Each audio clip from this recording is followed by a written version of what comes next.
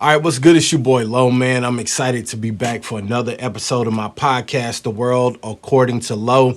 And y'all know I bring in my peoples, my family, and this episode is no different. I'm excited to have my big brother, Steve Bracey, the Yo, legendary Steve uh-oh, Bracey, that is from crooked. one end of the world to the next. And you know his name. If you don't know his name, you've heard his music and you've heard the stuff he's touched musically. I'm gonna let him introduce himself further than that. Man, tell the people what's up and where you at What's and where you going on, been. everybody? How's everybody doing out there? And I'm glad to hang out with you today, Lo. Thank you for letting me into your miniature world. Oh, trinkets you got back there. I'm gonna have to. I should have broke out my Star Wars watch today. I've been apropos with the situation. Absolutely. Now, Steve, tell about profession. What is it that you do, man? You know, my son asked me the same thing. I tend to, at this stage of my life, I tend to be a fixer, and be it a engineering fixer, being a manager fixer, be some political. Wait a minute, this silly computer I'm on. Hold on, stand by, bro. While Steve's doing that, I'm gonna toot his horn for him. Steve works with some of the world's most talented people. And yes, he does fix a lot of things, but he's being very humble and modest. Right now, I'm having to fix my own computer, timing out because here we are. So hold on, man. Um,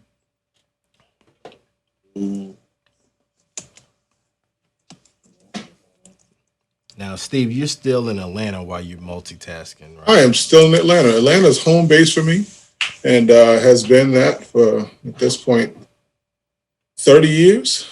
Has it been Um, 30 years? it's been, yeah. I moved to Atlanta. I started off in Atlanta as a freshman in college in 19 something, and here we are. So, Yeah, man. Now yeah, let's since you referenced freshman in college, let's go yeah. back to that time frame. Now, what were you doing in Atlanta around that time? In Atlanta, I was a freshman at Morehouse College, and I was a dual degree engineer math major, and fresh from Brooklyn, New York.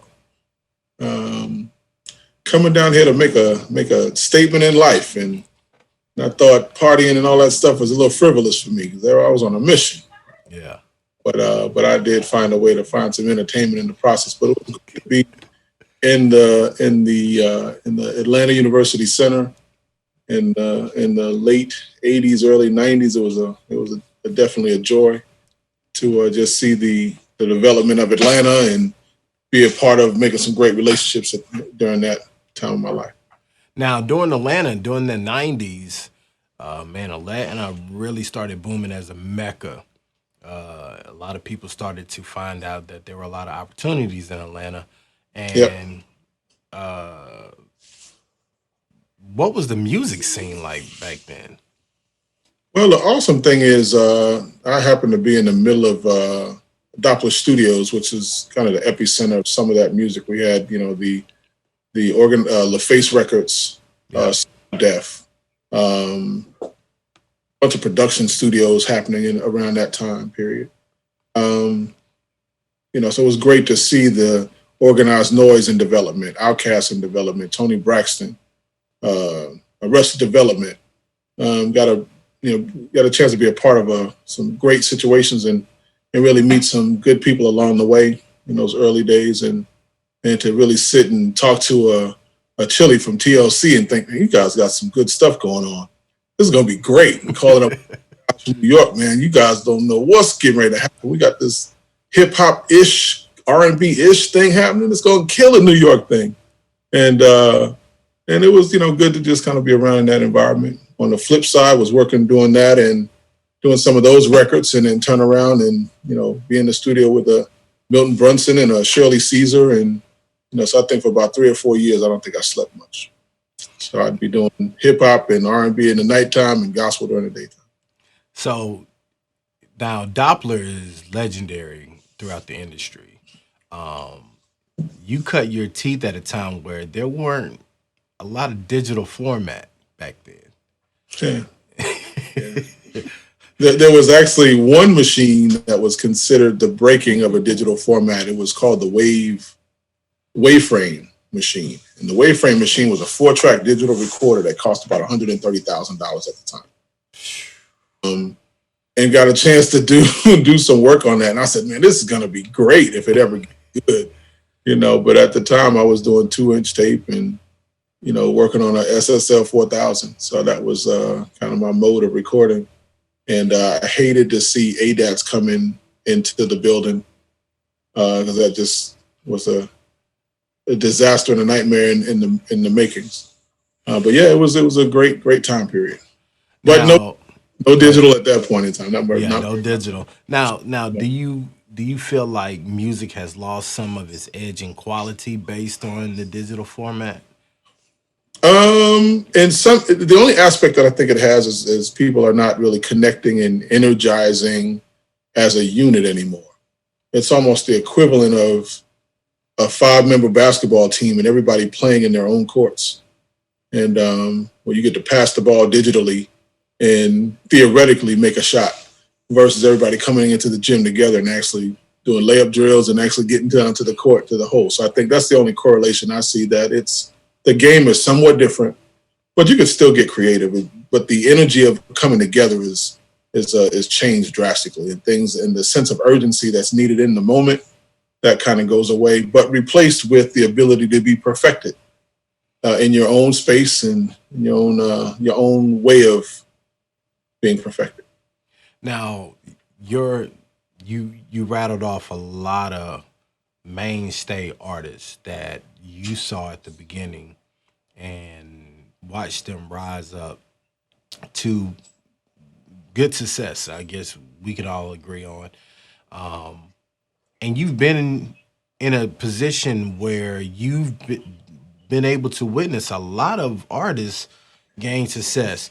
For some artists that are sitting home right now that are watching this, someone who's saying, man, like, I'm trying to get my music career off the ground. I'm trying to, not necessarily at this point, I don't need a major deal. I just want to be able to have longevity and have something about my craft stand out. What are some key elements that you've witnessed, regardless of genre,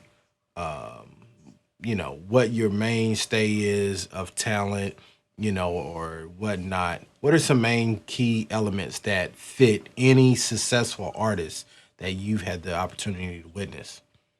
I think one is to be authentic.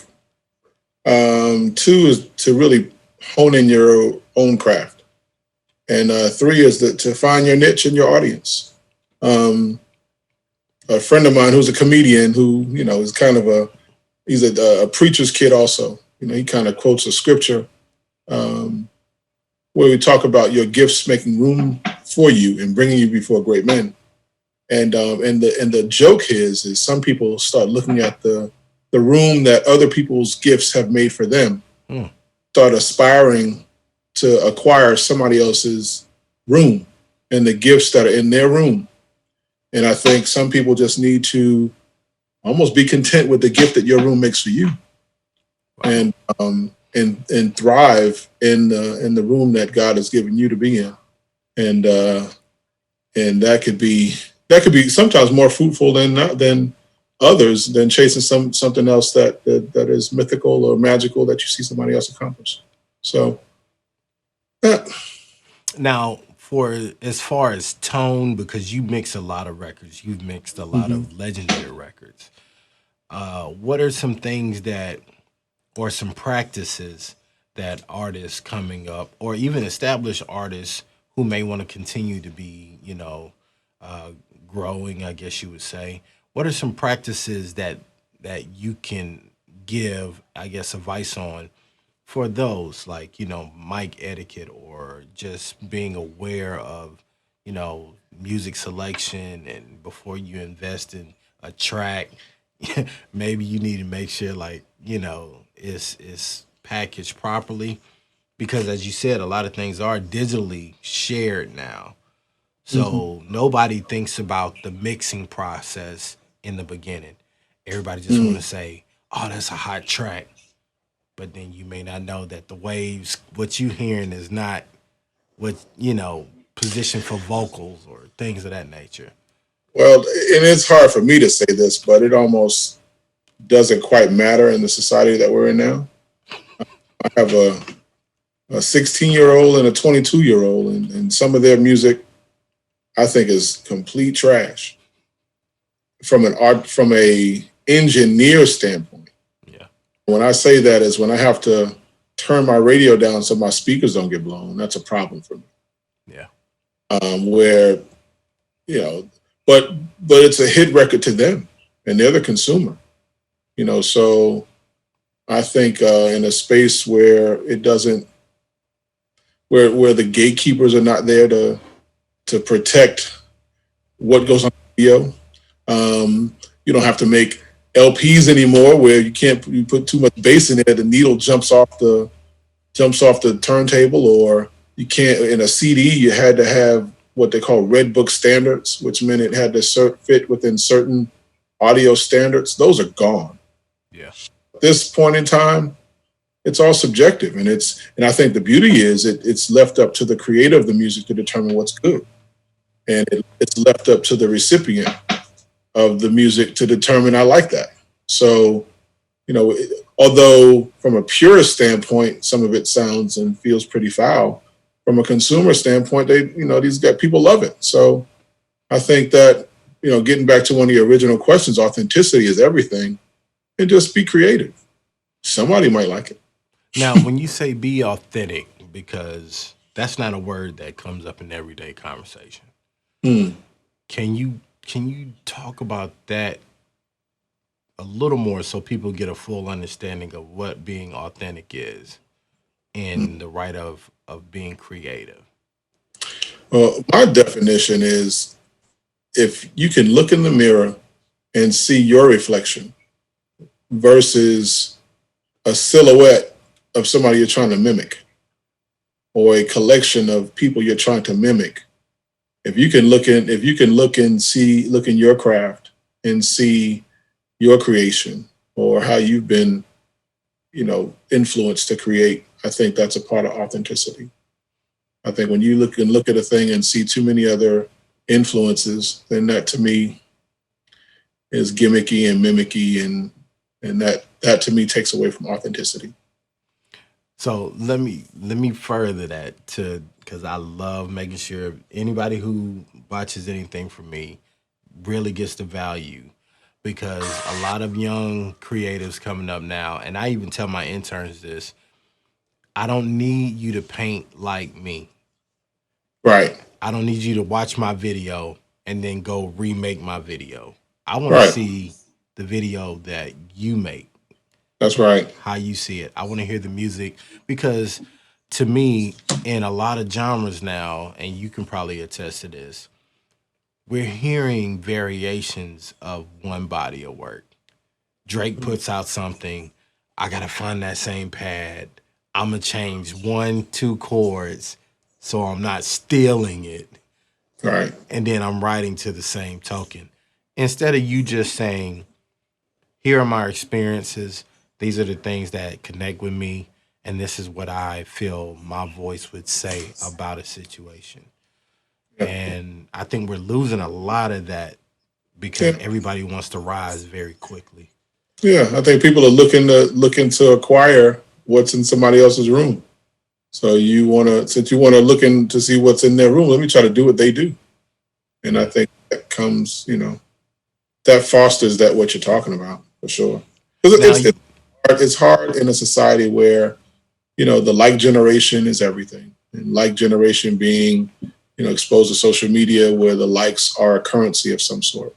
And I think at this stage, it's hard to be disciplined in a space that says, I'm not really overly concerned about what the masses think, or what the masses like, and want to just go for it. So, at this point, I got kids and I'm trying to instill in them to, kind of stay away from as much as you can, be creative and stay away from just following the lead. But be you. The world needs they don't need another, like you said, another clone of somebody. They need, need another version of yourself. Now, let's go back to your career because, like I said, you've worked on some legendary stuff, man. Some stuff that is timeless. Matter of fact, I was listening to that Milton Brunson the other day, man, and the strings and the arrangements, all the stuff this man was putting in records years ago, like was just mind blowing, man. And well, Lloyd Berry was the arranger on a lot of the horn stuff. Of course, you had Percy Beatty and Richard Gibb and Steve Huff and that whole band where they were amazing. You had Darius Brooks writing music. There's some creative guys, and they were young. I think that Reverend Brunson was ahead of his time in really corralling young guys in the hood and taking them from, the potential of being gang cats, and he created his own musical gang.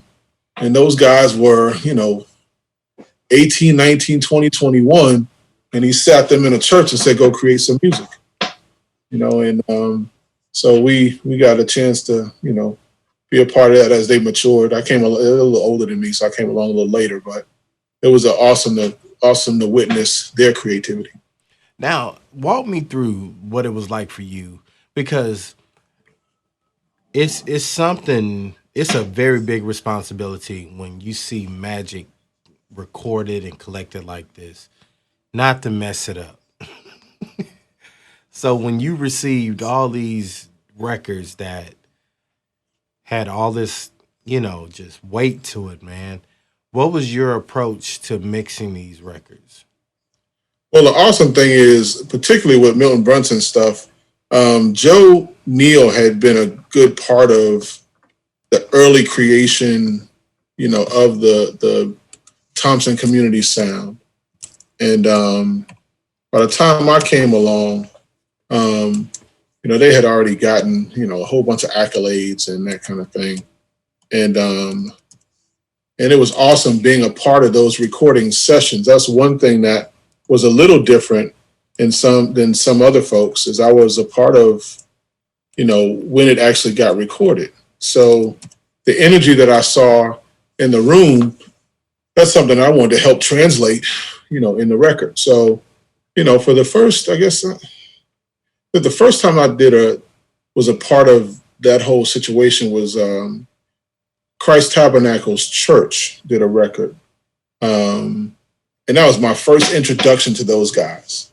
And it was really neat. I was excited. I was a fan, and I was excited to be a part of the circumstance.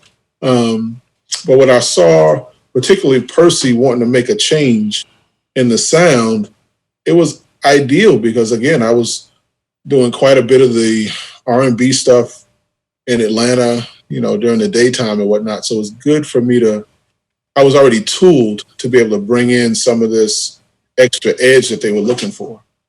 And, we'd have some creative differences in certain situations between Joe and I, and, you push the fader here, turn the knob there, and here we are. Yeah.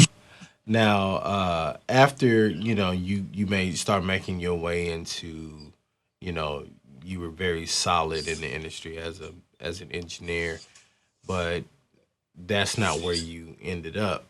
Currently, you added a few hats to your repertoire. Yeah, absolutely. Recently, you have been at the Super Bowl. You you visited the White House a few times. Under the previous administration, absolutely. Well, I'm not touching that conversation. The Obama years were awesome. Yeah. But how did you find yourself, maturing into the version of Steve Bracey that you are today? Well, I think it was awesome, man, because I think you were around probably in a part of the transition. And I think the first transition was playing with God's property. Yeah. And taking on a different role. And I remember when I got a call from Myron Butler, just kind of explained to me what was going on. And then I talked to Linda Seawright and Chuck Seawright, and as quiet as it's kept, I was a little uncertain about the live side of sound. Yeah. And at that point in time, just only had, experience in church and, trying to help them out from time to time at my own church. But it was the awesome thing with going out with God's property. It was a part of the production element of doing live sound, live recording, and just understanding the language, understanding what the end result needed to sound like, and understanding how to translate that into a live presentation in a very awkward time period in gospel music where choirs were not mic'd individually like they are now. You didn't have band members who could sing. That was a very unique time period, a very unique set of talent all in one group. And we were hitting really, really major stages. So that was a part of my transition. And that was just not engineering. It was production. It was management. It was navigating. At that point in time, I was probably the oldest in that whole unit at probably 25, 26, and everybody else was, late teens, early 20s. Yeah. So it was pretty unique. Ended up being probably a big brother type to some of them, but it was that was a part of the transition into quote unquote a management role, or just kind of moving into a different space from what I was in. Now, do you feel like your understanding of, I guess, your early stages really helped solidify you in that role as manager, because you knew what the outcome of what products should be? You knew, you had built a great network, I'm sure, by that point in your career, and you just kind of knew like where the traps were. Well, I think that how I was not their manager. God's property, definitely. I think they were at that point in time. They were kind of self-managed with Miss Seawright and her brother. But I also knew that there were certain elements of industry and certain relationships that they did not have, which, because of the reputation that I had via live recordings and studio stuff and just being a part of record systems, that was a great key for me and a great partnership, to be able to work in that unit with those folks. And on top of the fact that they were the greatest gospel group at that time on the planet. And although the name Kirk Franklin was definitely affiliated with their blossoming and exposure to the world, they were a force to be reckoned with. Yeah. At the point of young people that, to me, we've yet to see anything like that. I totally agree, man. Like what they did in that short span of time was one. They had one record. Yeah, they had one record, and it changed culture. Yeah, immediately. Yeah. Absolutely. Now, what are you currently working on now? What do you got going? Right now, I'm working on I guess we're getting ready to time this slightly, but during this Corona COVID-19 phase, we're kind of all in. So all gigs are shut down. All production is shut down.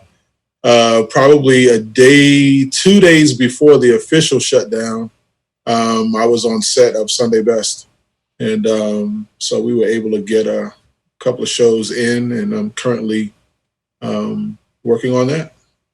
Well, man, I know you, like, ever since I've known you, and I've known you for a while now. Yeah. I was a kid when I met you. That's right. No family, man. No family. No collection of little things. Man, it was just a kid, nose, ears, neck, That's wet. It. Hey, man, we just places we hanging out in. Yeah, man. It's crazy for me because I always try to in the podcast introduce the correlation of why how you play a role in my world of what I've become and developed into.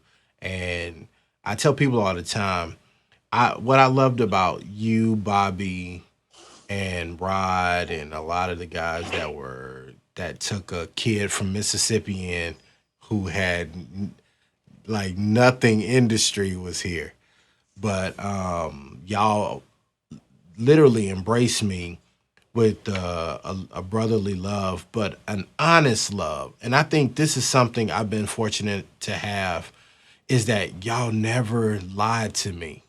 Like, and what I mean by that is the things I do, I was very great at. Y'all nurtured the things that I needed to get away from that really didn't show any promise or opportunity. Y'all would tell me, like, uh, even when I would try to cash in the little brother feel, it's like, I'm gonna be real with you. Yeah, But I get you. that shaped me because a lot of times it made me go back, take a step back, look at like what you said earlier, look at my room. And then when I embraced what was opening doors for me, it changed everything. Yeah, Like I looked up to you guys, man. I was like, man, I want to Steve. I'm trying to figure out how to get my mixes. I'm trying to Bobby and the music. And Bobby was like, "Low, man, like, bro, you're a very talented guy. yeah. This ain't it, man. You won't be me, like." Right. And a lot of times I think a lot of people shy away from the truth and they think that people are jealous or they think people are not loving of you. But to me, I've discovered that true love, when somebody truly loves you, I'm not going to see you waste opportunities in life. And that's Yeah, what I love about you guys. There's an honesty and there's a reality to what the time that number one, that you guys afforded me because I knew how busy you were and the insight to be able to have the knowledge of what went into the work y'all were doing and for me to just have a seat to look and observe and learn was already enough. But then y'all took it a step further by pouring into me real truth. And that's when I really got into the video game because I remember Bobby and you've done the same. Like, hey man, I see what you're doing. right. All right. All right. All right. And then All I'm right. like, oh, I got a thumbs up. Yeah, This it. Yeah, yeah, man. So, yeah, to somebody watching, I want you to know that people really don't ask for mentorship. They want you to give them a fast pass to. correct, correct. People want to be, they want to be instant successes, and some people don't like the journey part. They just want to immediately receive. I mean, I'm consulting an artist now, which has been interesting because she's not very present in social media. Although she has a footprint, has followers, she's not present. Yeah. When I told her, I said, you have to create relationship. And I realized that that's hitting a sore spot because relationship for her is already challenging in real world, nevertheless in social media world. So you're having just because you are creating product doesn't mean you have people that'll like it. So no need to keep on creating product. Let's work on the relationship part. And then we can work on further adding product to the stands, product to the shelves. Because right now we just said you've been spinning your wheels too long. So Yeah. the process is what people are afraid of or don't have patience for. And I gotta say, for me, and during my process, I was very short-sighted in terms of I looked at what was in front of me, didn't really care too much about what was down the street, and I wanted to handle the project at hand. In hindsight, I wish I would have looked at a couple other ventures to add to the pot. But it was awesome, to have the certain experiences and how they've stacked up one on top of the other to help create a create a thing. So what do you, well, let me ask you this. What do you see in the future then? Because you know what you would have done in hindsight. What are you looking at building ahead? Well, right now, I'm really, really working on this film and TV component, and I've gotten just kind of this conceptual idea of being able to bridge the gap between these young indie film creators and these seasoned musical creators that are wanting to really get into that sound scoring space.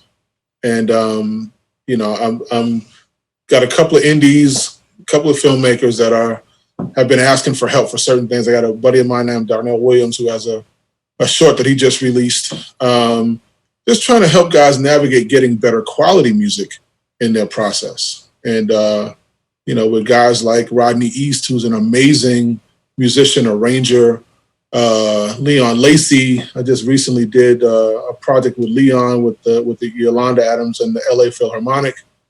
Just trying to bridge some of these gaps and just to see what we can really create. And I'm looking forward to, thanks to Corona, I've gotten my studio back. I'm getting my creative space going again. So I'm looking forward to what that venture will bring and see what kind of creative things can happen. Yeah. The good thing about the quarantine is that it's causing creatives to get back to the basics. Yes. And, a lot of people, even the country as a whole, we kind of got to a point where we felt like art was expendable. Yeah. But now the thing that's keeping everybody sane. That's right. Is the art. That's right. Yeah, man. The nature has a way, they say. And I think that with as fast as we've been going and with the pace of everything quick and got to get it done now. And, I think nature, God, whatever we want to call this, that's caused this whole world to be on pause right now, was very needed. And I think that there are some amazing things that will come out of this, to counter, to me, some of the negative things that's coming out of this. Yeah. Now, tell the people where they can find you at, and what if they want to get in touch with you, how they can go about that. You got my number. They can call you. Y'all see what I'm talking? You see how the big brother look see how that I'm gonna put it back on me. But yeah, just man. Call me. Especially the film guys. I know my film buddies watching this are gonna be like, oh man, I need to connect. Listen. Call Lo. Lo's number is well, just make sure you leave a message. I'll bridge it too. I'll get you in touch with Steve. There you go. Hey man, I appreciate you taking time out and having this conversation, being with me on the podcast. I cannot let you leave without hearing your thoughts about the Clark Sisters project. You know what's funny, man, and I don't think I sent it to you. So I have the Sam's Tape Truck logbook of all of the recordings that were done between 1974 and 2010. And I went and looked through the book, and the first thing popped out was entry number 395, and it was the Clark Sisters live in Detroit. So I took a screenshot of it, and it was the Is My Living in Vain? It was that whole record. Wow. So the screenshot of the entry to Donald Lawrence and just said, congratulations, man. I'm looking, and this is before it came out the other day. I said, congratulations, man. Good luck on the opening. But then I flipped around and I also sent that to Bubba Smith, who actually recorded that record. And I thought it was pretty interesting, that, and it wasn't until later on that afternoon, I was like, man, the Lord has really blessed me to be able to connect with two different people who may not know each other, who are affiliated with this system it's almost 30 years apart, but I watched the movie. I thought it was pretty interesting. I think that the Clark Sisters are an amazing group of ladies. I've had a chance to work with most of them individually at this point. Work with Kiki on Sunday Best. And I was great. I was glad to see her blossom through this process. I think it's an amazing story. They're amazing voices. I had a chance to work with Dr. Maddie Morse-Clark on a project, on a live recording. I didn't know that. Probably in her latter years. And she was in a wheelchair at the time. And she was a lot while she was in the wheelchair.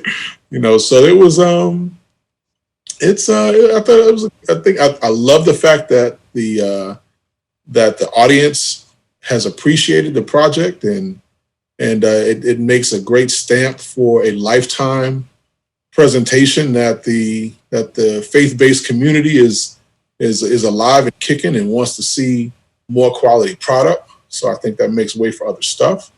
But yeah, I loved it, and I think that Donna Lawrence did an amazing job with the sound of it all. I wish he'd have called me. That'd have been great to be a part of that. But yeah, I think it's good stuff, man. Good stuff. Now, I think one of the biggest takeaways, and we're wrapping up, but with you being in the position you were in, Twinkie selling her catalog for a Continental. Did you cringe? Not really. And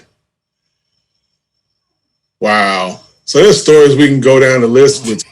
No. So I will share this. And had a guy who was with a very prominent artist. You know, he is their music director and co-writer of a lot of the songs that the artist has done, and he's not gotten a lot of credit for.